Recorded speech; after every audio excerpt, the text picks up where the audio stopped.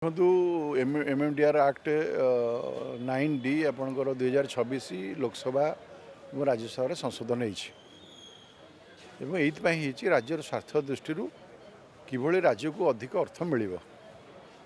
ବିଗତ ଦିନରେ ଶାଗ ମାଛ ଦରରେ ଖଣିକୁ ନିଲାମ କରିଦିଆହେଉଥିଲା। ଓଡ଼ିଶା ସରକାରଙ୍କର ଖଣି ଓଡ଼ିଶା ଲୋକଙ୍କର ଖଣିକୁ ସରକାର ଯାହାକୁ ମନ ତାକୁ ଦେଉଥିଲେ ଏବଂ ଆପଣ ଏଇଟା ସମସ୍ତେ ଜାଣିଛନ୍ତି ଭଲକରି ଯେ କେଉଁଭଳି ଭାବରେ ଖଣି ଲୁଣ୍ଠନ କରାଯାଉଥିଲା।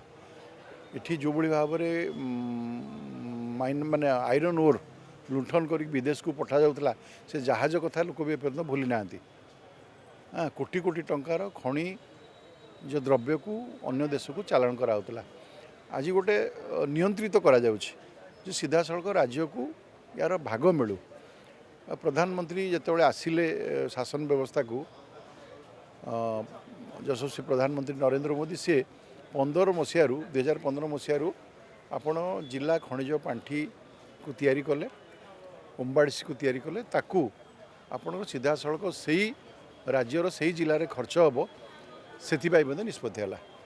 ଆଜି ଖର୍ଚ୍ଚ ହେଉଛି ଅନୁଗୁଳ ଜିଲ୍ଲାରେ लगभग 500 କୋଟି ଟଙ୍କା प्रतिवर्ष खनिज पांठिरू जोटाकि स्थानीय अंचल विकास होमर 225 पंचायत रु 80% पंचायत जो मैंने प्रत्यक्ष और परोक्ष से उपकृत होती। एथिरे स्वास्थ्य पीवा पानी आपणकर यातायात अंगनवाड़ी स्कूल सब विषय खर्च होटा पूर्व नाला। कांग्रेस समय कथा नाला। कांग्रेस समय सबू टंका केन्द्र को पलाऊला, केन्द्र जहाँ चाहूला ताकू दौला। आज तार गोटे भाग सीधासलख राज्य तेणु या सहयोग करने दरकार, या अजथा मुद्दा करने दरकार ना। आ लक्षे कोटी टंका राजस्व पलैब ये जो भ्रमात्मक चित्र दौरान विरोधी दल थे प्रकृत तथ्य दबा आरंभ करूँ।